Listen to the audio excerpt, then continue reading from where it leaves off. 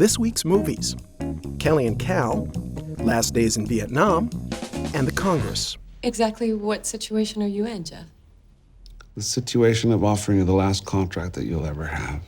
In The Congress, Robin Wright, playing herself, sells the rights of her digital self to a movie studio and promises never to act again. In her review, Manola Dargis writes, "The Congress could use a freakier title, something either more appealing or appalling, to go with the weird, sometimes wonderful visions flowing through it." Welcome to the Futurist Congress. Reality and illusion are on a collision course, but it does take some time to get to the glorious crack-up, as the movie's initial stretch tends to drag. Now smile. The Congress's Soviet-era political allegory doesn't fit all that well with the film's savaging of the movie business.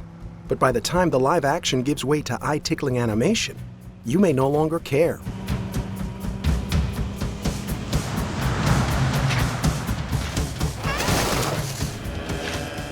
Maybe it is. Maybe it has to do with... Hi. I mean, it's just...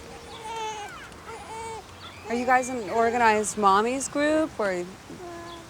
This is the Glendora Park Mothers Group. Cool. A former punk rocker staring down middle age befriends a 17-year-old in a wheelchair in Kelly and Cal. Wait. You were in a band? In his review, Stephen Holden writes, "The film is a small, sensitive portrait of two lonely people uncertainly exploring personal boundaries. Within its formulaic outlines, the film largely avoids seeming pat and contrived, with the performances of its two leads crackling with authenticity." Well, let me guess, you were in like a mid-90s kind of Riot Girl band type thing? What? What do you know about Riot Girls? It was kind of like Sleater-Kinney. Like a good punk rock song, this bracingly honest, tough-minded vignette stays true to itself. But everyone's welcome to join.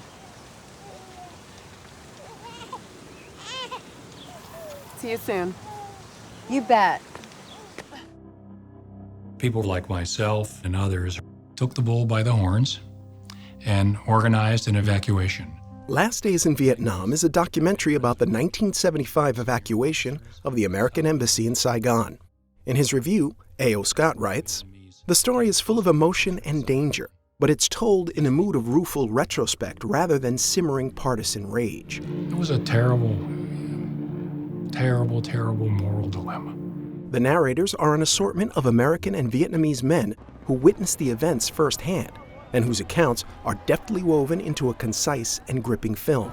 There was a sea of people wanting to get out. There are old clips that have never been widely seen and pieces of information that may surprise many We viewers. saw this big bundle of stuff come flying out, and it was a baby. It might have been good to hear a voice or two from the North Vietnamese side, but this omission does not diminish what the filmmaker has accomplished, fairly and compassionately reconstructing a messy episode in history. Sometimes there's an issue not of legal and illegal, but right or wrong.